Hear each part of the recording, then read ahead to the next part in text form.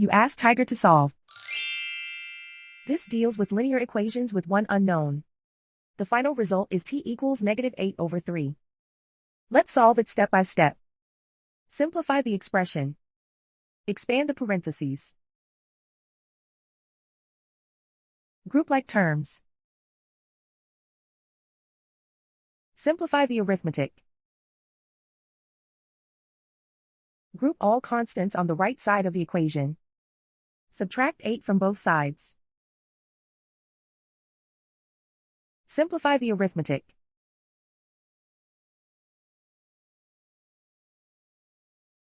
Isolate the t. Divide both sides by 3. Simplify the fraction.